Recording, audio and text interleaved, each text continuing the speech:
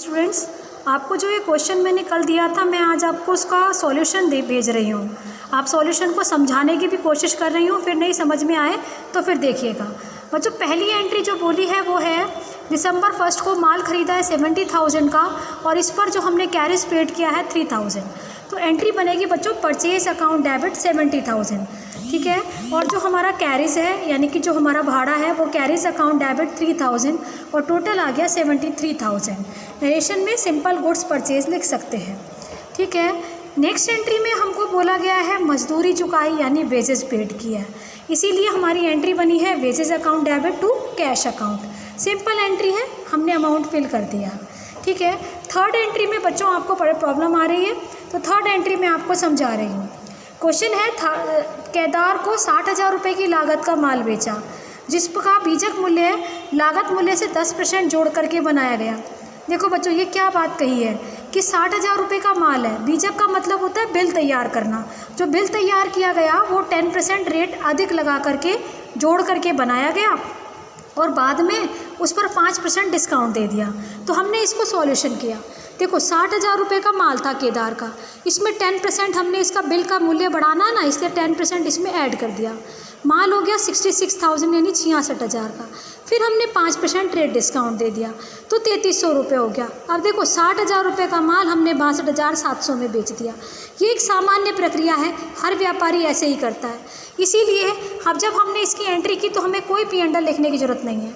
हमने simple entry की Kedar account debit to sales account और हमने एंट्री में लिख दिया 62,700, ठीक है बच्चों। आगे चलते हैं। आगे हमको बोला गया है गजेंद्र से 80,000 रुपये का 50,000 रुपये का माल नकद और 30,000 रुपये का उधार माल खरीदा है। अब गजेंद्र से हमने माल खरीदा तो परचेज अकाउंट डेबिट, जो हमने नकद खरीदा तो टू कैश, जो हमने क्रेडिट खरीदा यानी उधार खरीदा तो टू गजेंद्र। परचेज कुल मिलाकर हो गई हमारी 80,000 की। जो कैश परचेज़ किया है तो 50,000, जो उधार खरीदा है तो 30,000 रुपये, ठीक है। आगे चलते हैं। आगे हमको बोला गया स्टेशनरी नकद खरीदी। अब स्टेशनरी खरीदी है इसीलिए simple stationery account debit to cash 5,000 rupees से ये एंट्री कर दी। नेक्स्ट एंट्री में बोला गया है हमने डाक खर्च चुकाया है, यानी हमने पोस्ट का सामान खरीदा है तो उसको बोलते हैं हम पोस्टेज। तो postage account debit to cash करके 500 रुपये से आपको ये एंट्री करनी है। फिर आया है furniture account debit to cash, यानी आपने फर्नीचर खरीदा है, सिंपल फर्नीचर नकद खरीदा है इसीलिए furniture account debit to cash करके 20,000 और 20,000 से ये एंट्री कर दी गई है। फिर आया है कि समाचार पत्र खरीदा है इसीलिए newspaper account debit to cash और आपने 500 रुपये से ये एंट्री कर दी है। आपको ये एंट्रीज हो गई हैं। इसके बाद आप इसका टोटल जैसे BF CF लगाना है वो आपको आता है, आप लगा लेते होते हैं, मैंने आप सबकी कॉपी में देखा है। यहाँ लिखोगे टोटल कैरेट डाउन CF, पहले CF लिखना है, नेक्स्ट पेज पर BF लिखना है। नेक्स्ट पेज में देखते हैं हम आगे। जो हमको कहा गया है कि 8,000 का माल जो था वो आग से नष्ट हो गया और बीमा कंपनी ने उसका दावा भी स्वीकार कर लिया। तो इंश्योरेंस कंपनी को ने दावा स्वीकार कर लिया, इसलिए insurance company account debit to purchase किया हमने सिंपल, और सीधा के सीधा हमने ये एंट्री कर दी बच्चों, ठीक है।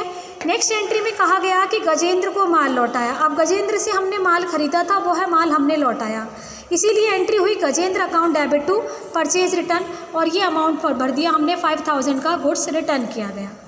अब देखो बच्चों, अब क्या किया इंश्योरेंस कंपनी ने, जो हमारा जो क्लेम एक्सेप्ट किया था अब उसने हमको पेमेंट कर दिया। जब उसने पेमेंट किया तो बच्चों ये कैश नहीं आएगा, कोई भी इंश्योरेंस कंपनी कैश पेमेंट नहीं करती, इसीलिए एंट्री होगी bank account debit to insurance company. 8,000 rupees आया, ये हमने फिल कर लिया। फिर उसके बाद आया गुड्स सोल्ड किया है नकद, और उसके लिए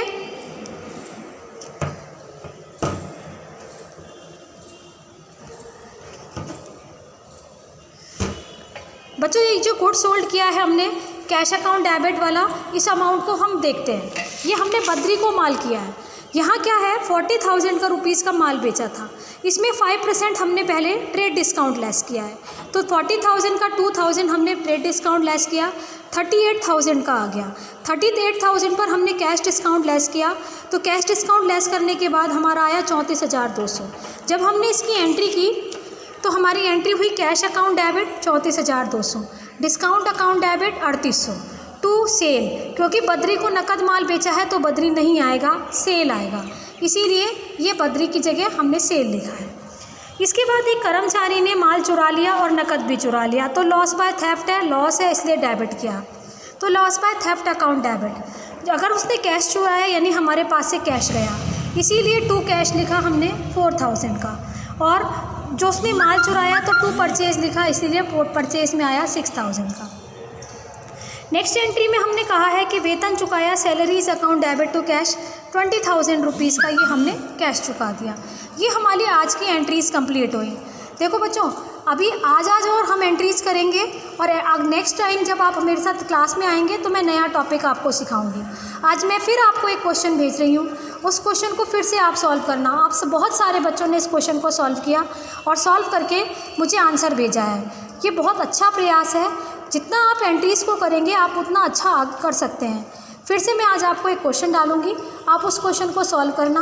उसकी वीडियो मैं कल बना करके आपको, संडे को बना करके आपको मैं सेंड कर दूँगी, ठीक है। मंडे से जब हम क्लास में मिलेंगे तो हम एक नया टॉपिक शुरू करेंगे, अगर आपको लगेगा कि आप एंट्री से संतुष्ट हो तो, ठीक है। थैंक यू बच्चों।